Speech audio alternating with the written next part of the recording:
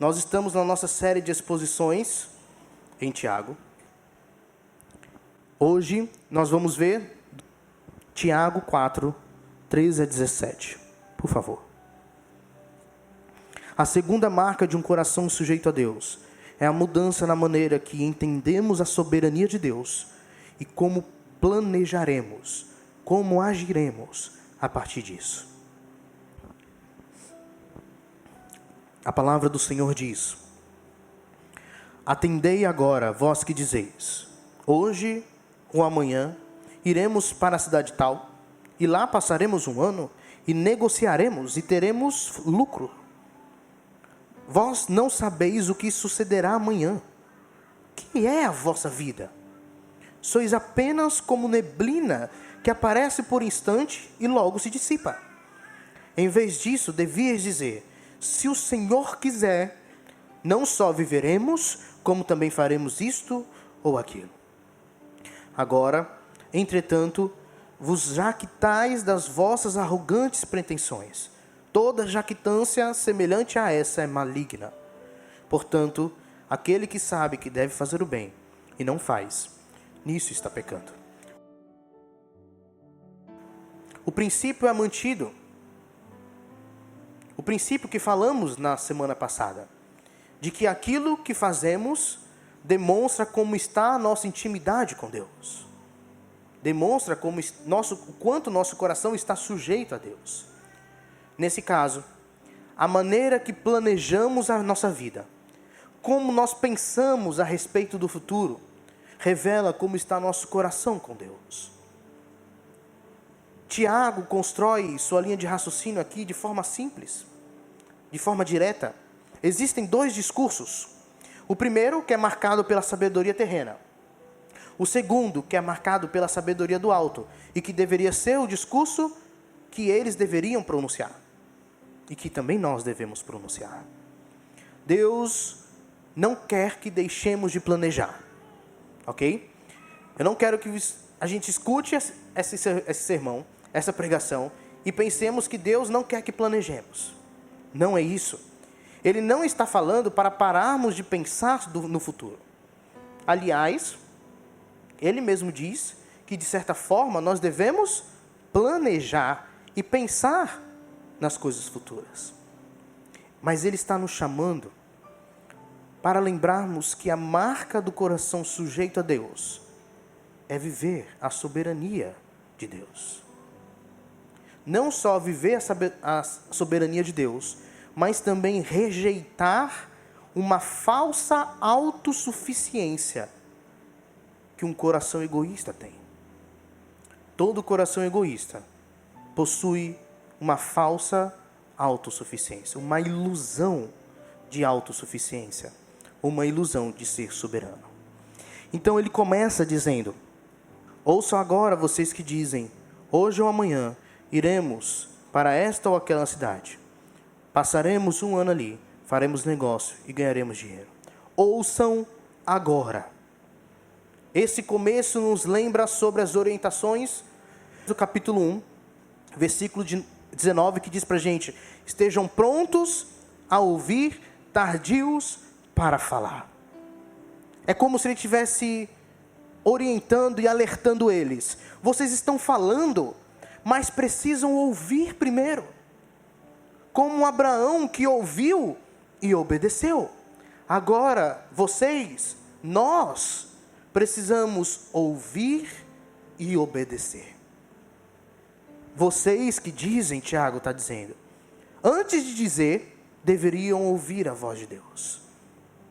Sem ouvir a voz de Deus, vocês estão dizendo exatamente: hoje ou amanhã iremos para esta ou aquela cidade. Passaremos um ano ali, faremos negócios e ganharemos dinheiro. É como se Tiago virasse para eles e perguntasse: vocês percebem que não há dúvida quanto ao que vocês estão dizendo que vão fazer? Não há dúvida quanto ao resultado que vocês dão? Que vocês vão lucrar, ganhar dinheiro?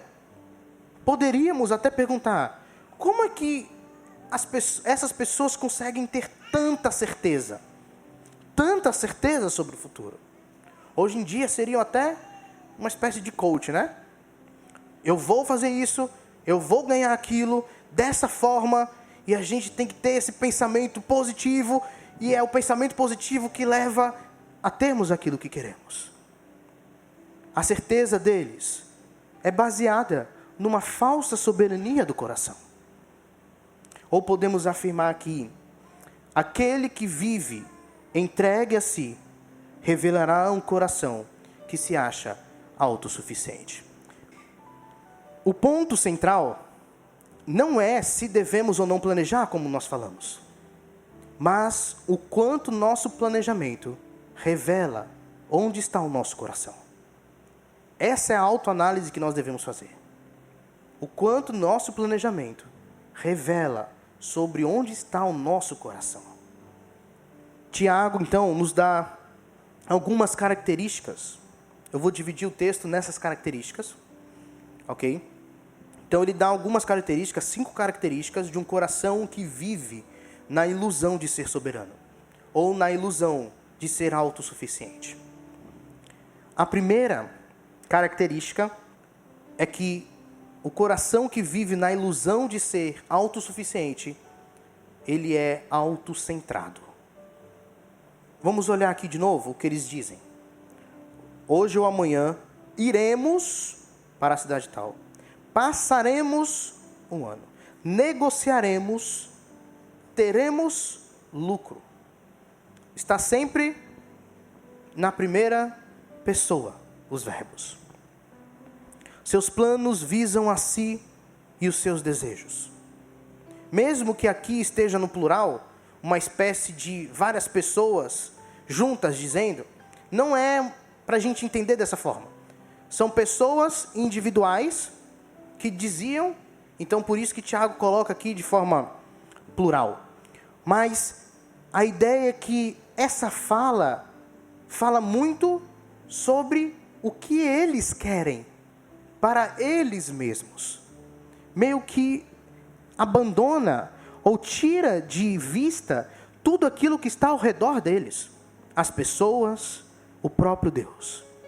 Então tudo que é impeditivo para eles alcançarem esses desejos, eles cortam. Sejam lugares, seja igrejas, seja também pessoa, relacionamentos. Quando eles colocam o resultado, qual que é o resultado do que eles vão fazer? Nós teremos lucros, ganharemos dinheiro. E alguns pensam, ok, eles estão buscando sustento. Mas aqui não é só sustento, é mais do que sustento. É dinheiro a mais. Então eles estão pensando assim, é sobre a fonte última do prazer deles ser o dinheiro. A consumação daquele plano é que vai saciar o prazer deles do que tanto eles precisam. O que eles precisam? Nesse caso, dinheiro. Interessante que essa pessoa cria uma expectativa enorme em cima de algo que ele não tem controle. Em cima de algo que essa pessoa não tem controle. Coloca a culpa em todo mundo se não der certo, menos no seu próprio coração, que a enganou, achando ter uma soberania que não tem. Lembram as dificuldades dessas pessoas? A escassez que eles viviam? Eles estavam vivendo escassez, não estavam conseguindo fazer negócio, às vezes nem comprar comidas. Então, eles colocaram uma expectativa muito grande em ganhar dinheiro. É por isso que Tiago, de vez em quando na carta, fala sobre riquezas, fala sobre onde que o nosso coração está em relação às tentações. E para a gente tomar cuidado para que as nossas necessidades não virem o alvo principal da nossa vida. E coloquemos ela numa espécie de idolatria. E era isso que esse pessoal estava fazendo.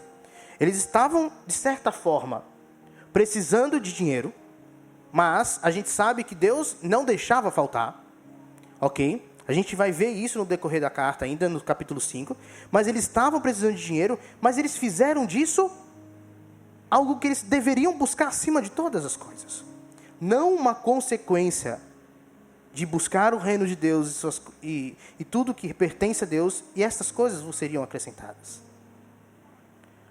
Então a primeira característica de um coração que vive na ilusão de ser soberano ou de ser autossuficiente é que ele é autocentrado. A segunda característica, então, de um coração que vive nessa ilusão de ser soberano, é que o foco está em bens desta terra, em bens passageiros. A primeira característica puxa a segunda característica. Porque uma vida autocentrada vai se importar primariamente com as coisas daqui, com as coisas do presente, com a parte material, com as coisas passageiras. E esquece que a vida é mais do que isso. Nós não temos só esta vida momentânea. Nós temos uma eternidade a viver. Quem tem um coração que vive na ilusão da sua soberania, de uma soberania, esquece da eternidade. Esquece que o foco desta terra, da vivência aqui, não deve ser os bens passageiros, os bens dessa terra, mas precisa se buscar algo a mais que isso. Por que eles fazem isso?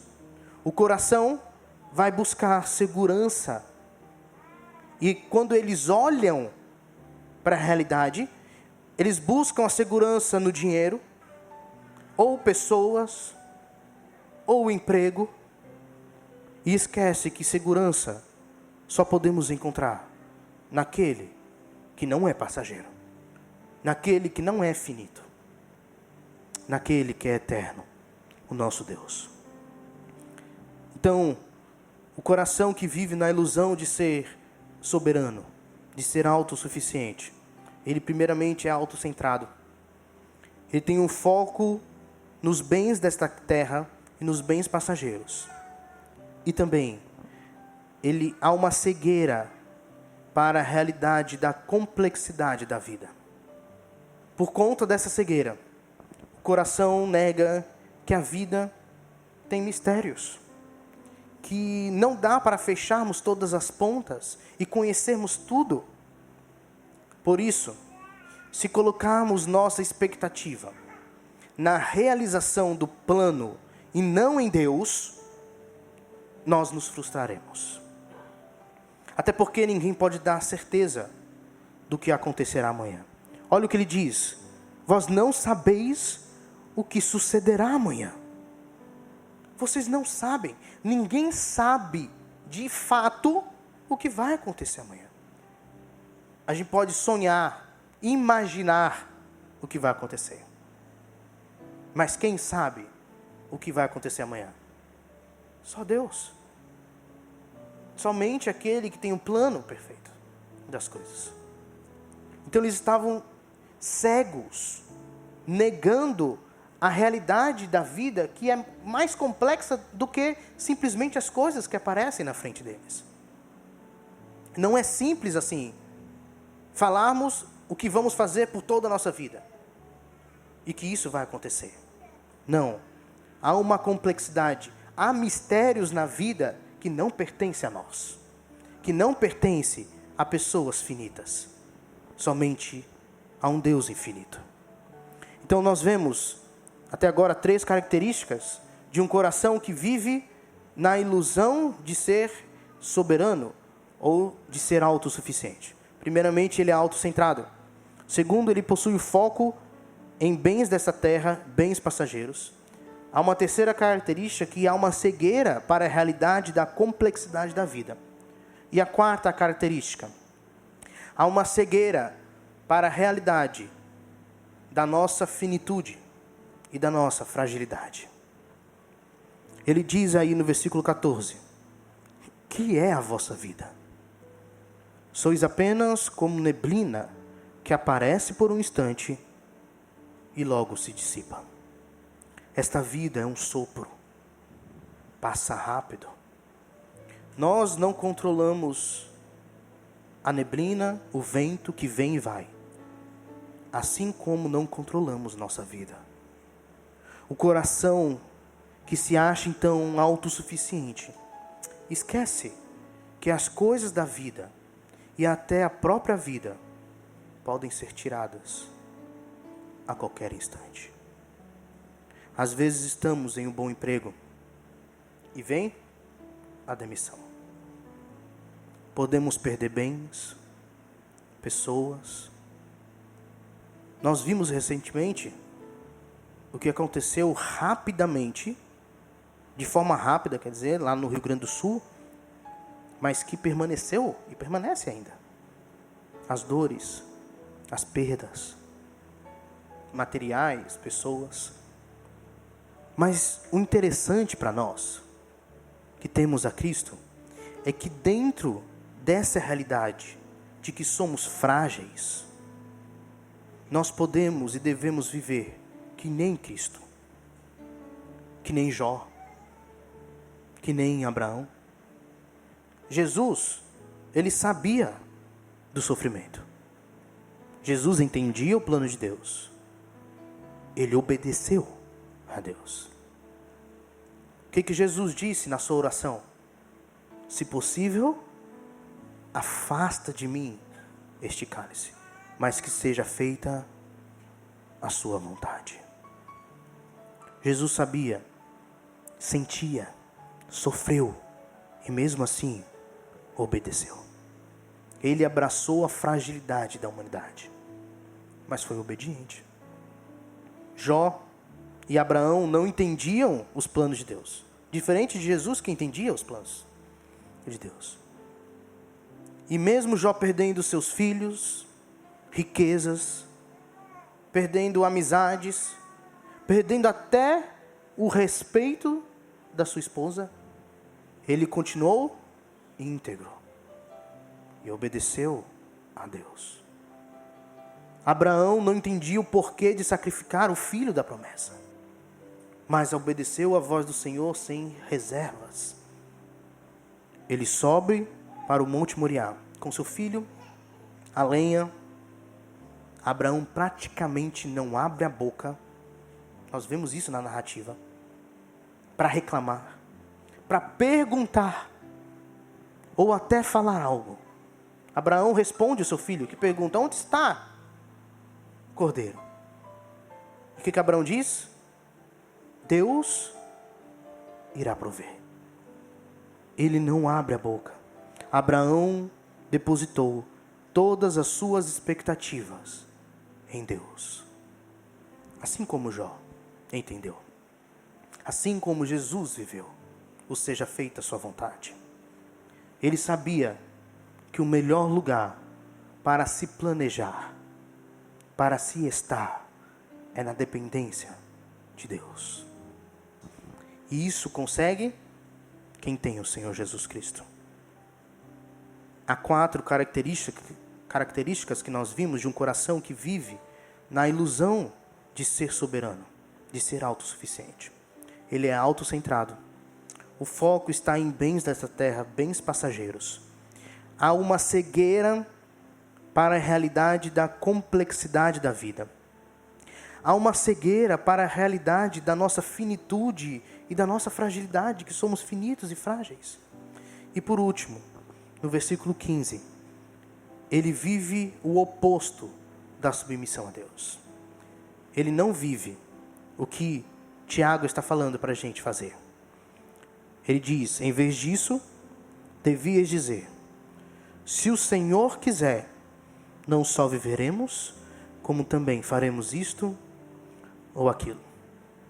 Primeiramente, Tiago não está querendo que em todas as frases sobre o futuro coloquemos esta frase: se o Senhor quiser. Até virou meio banal hoje em dia, né? As pessoas utilizam de qualquer forma isso. Se o Senhor quiser, e ainda falam sobre algo que tem totalmente oposto, é totalmente oposto às Escrituras, à vontade de Deus. Mas o que ele está querendo mostrar para a gente? que os planos, para darem certos, eles precisam estar alinhados com a vontade de Deus, com o que Deus quer. Aqui é um coração consciente de que seus planos podem ser frustrados e está tudo bem se forem frustrados. Porque há um Deus que é soberano, que controla a vida. Ele controla o tempo. Ele é Senhor do tempo. Tiago está nos mostrando que um coração arrependido, um coração contrito, um coração submisso a Deus, lembra constantemente que existe um Senhor na vida dele. E é isso que o Evangelho nos mostra. Essas são as 5 características de um coração que vive na ilusão de ser soberano, de ser autossuficiente. Ele é autocentrado.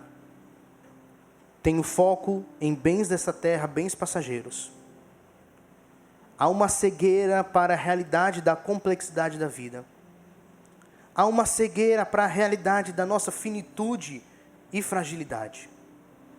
E esse coração que vive nessa ilusão de ser soberano e autossuficiente, ele vive o oposto da submissão a Deus nos planejamentos. Ele precisa passar a entender, como Tiago nos mostra no versículo 15. Tiago termina com 2 exortações, nos versículos 16 e 17. Ele quer colocar o coração no seu devido lugar, humilhado diante de Deus. Para isso ele vai dizer: agora, porém, vocês se vangloriam das suas pretensões. Toda vanglória como essa é maligna. Nós podemos trocar vanglória por exemplo, jactância, ok? Que ele fala aqui, por orgulho. Vocês se orgulham das suas pretensões. Todo orgulho como esse é maligno.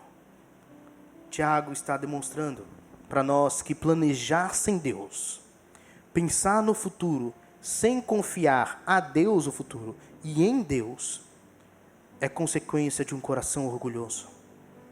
Um coração que vive na ilusão de ser soberano. Meus irmãos, para nós que queremos viver a sabedoria ao planejarmos, devemos lembrar que a sabedoria só existe no coração humilde. Porque, como vimos, Deus resiste ao soberbo, mas dá graça aos humildes. E dentro dessa graça que Ele dá ao humilde, está a sua sabedoria. Portanto, humilhai-vos na presença de Deus, e Ele vos exaltará. Diante disso, quero encorajar você a se humilhar na presença de Deus. Se ao olhar para os seus planos e perceber que Deus está de escanteio, que estes planos dizem mais sobre um coração que se acha autossuficiente e menos sobre um Deus realmente soberano, que é digno de toda confiança, se o nosso coração está assim, nós devemos parar e orar ao Senhor. Meu Senhor, eu quero e preciso que realmente eu viva o seu senhorio na minha vida. Livra-me de todo orgulho, me tira da ilusão de ser autossuficiente e que meu coração seja inundado por tua graça transformadora. Eu quero, Senhor, viver em submissão a ti. Meus planos precisam estar dentro da tua vontade. E que sua soberania seja real no que eu penso, no que eu falo, no que eu faço. Nós devemos ter esse coração sujeito. Até porque a próxima palavra exortativa de Tiago é, versículo 17. Pensem nisto, pois quem sabe que deve fazer o bem e não faz, comete pecado. A humilhação, a submissão não podem ficar apenas no âmbito do pensamento. e desejo. Senhor, eu estou pensando aqui, eu quero fazer o que é certo. Nós devemos orar. Demonstra nossa dependência ao Senhor. Mas não é só querer. Nós devemos fazer. Nossos atos vão demonstrar se o bem está realmente presente em nosso coração. Nós sabemos que o bem aqui em Tiago é a sabedoria do alto. Aquele que sabe que deve andar na sabedoria de Deus e não anda, não apenas comete um vacilo, ele está pecando. Nós sabemos o que é certo. Nós sabemos agora o que é a sabedoria de Deus. E nós devemos andar nela. Andar na sabedoria do alto. Vamos para a nossa conclusão. Eu tenho aqui algumas. A primeira observação. Quando vivemos a confiança na sabedoria, na soberania de Deus, e não na falsa soberania do nosso coração, nós revelamos o Evangelho. Nós estaremos vivendo de acordo com o sacrifício de Cristo. Então, viver a soberania de Deus é viver a piedade do Evangelho. É demonstrar o sacrifício de Jesus Cristo. É interessante nós pensarmos sobre isto. A salvação não é apenas uma fé no que Cristo fez e no que Ele fez. Nós somos salvos por meio da fé. Mas não se resume a isso salvação. É necessariamente também a mudança de vida por conta daquilo que nós cremos. Por conta da nossa fé. Paulo mesmo diz que nós somos salvos para boas obras. E não é isso que Romanos fala? Nós precisamos confessar que Cristo é o Senhor. Faz parte da nossa salvação. Confessar que Cristo é o Senhor. E não pensemos nós que confessar é apenas falar. Mas é uma vida que demonstra o senhorio de Cristo. É assim que nós confessamos. Não só com a fala, não só com a boca, mas por meio do que fazemos. Confessar Cristo como Senhor é literalmente viver o seu senhorio. Cristo morreu, ressuscitou para criar um povo que o adora. Um povo que se prostra diante dele e vive em submissão a ele. Cristo reconciliou os súditos ao rei, os servos ao Senhor. Lembremos disso. Também devemos lembrar, enquanto quisermos ser Senhor, nunca seremos servos. Nunca seremos servos. O senhorio pertence a Cristo e somente a Ele. Segunda observação. Eu me lembro também de Jesus antes de escolher os 12. Jesus vai começar o seu ministério, que é sobre o seu reino. Ele é batizado, foi ao deserto, foi tentado, resiste à tentação sem pecar. E ali depois ele começa a sua estratégia, que é criar um povo. O povo da nova aliança. E o que ele faz logo em seguida? Ele escolhe 12 discípulos. Ele não escolheu baseado em estatísticas, ou baseado no merecimento de cada um. Ele não olhou, viu, esse aqui tem grande probabilidade de ser fiel, está dentro. Esse aqui pode me trair, então, fora. Não. Vamos prestar atenção no que Jesus fez para poder planejar e escolher dentro da vontade de Deus. Lucas 6, 12 e 13. O que Jesus fez para estar em dependência do Espírito? Lucas 6, 12 e 13. Jesus saiu para o monte a fim de orar. E passou a noite orando a Deus. Ao amanhecer, chamou seus discípulos e escolheu 12 deles, a quem também designou como apóstolos. Jesus passou a madrugada orando para alinhar a sua escolha com a vontade de Deus. A pergunta que devemos nos fazer é: se Jesus, que é Deus homem, antes de escolher aqueles que seriam instrumentos na continuidade da constituição do povo de Deus, que iriam lançar os fundamentos da igreja, se antes dessa escolha ele orou, porque alguns de nós insistem em planejar sem Deus. Terceira observação: existe um Deus que pode nos dizer não, e várias vezes interrompeu, interrompe e vai interromper os nossos planos. Mas não podemos nos esquecer que os não de Deus são provas do amor dele, do cuidado dele, do sustento dele. Às vezes, que as pessoas querem é o quê? Um Deus que só diz sim para eles. E para essas pessoas, só quando Deus diz sim, é que Deus está amando elas. Mas o Deus real, o Deus que nós vemos na revelação, que nós experimentamos e caminhamos com Ele, Ele ama também por meio do não.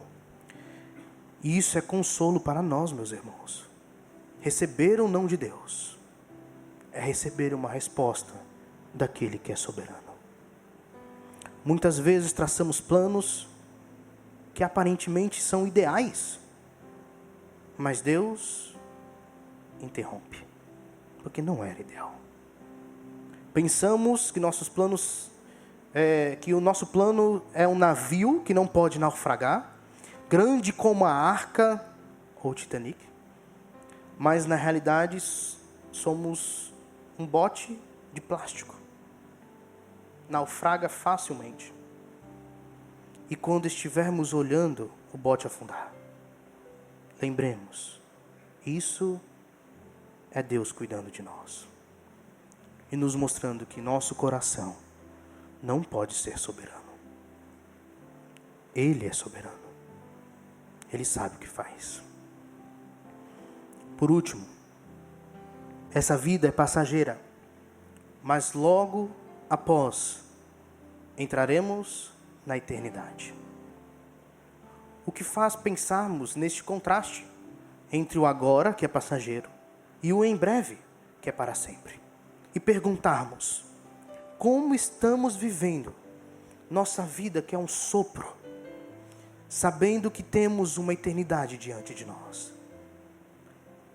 Ainda mais que nós sabemos que a nossa eternidade é definida exatamente pela nossa vida passageira, pelo que fazemos aqui, pela nossa salvação aqui, nesta vida.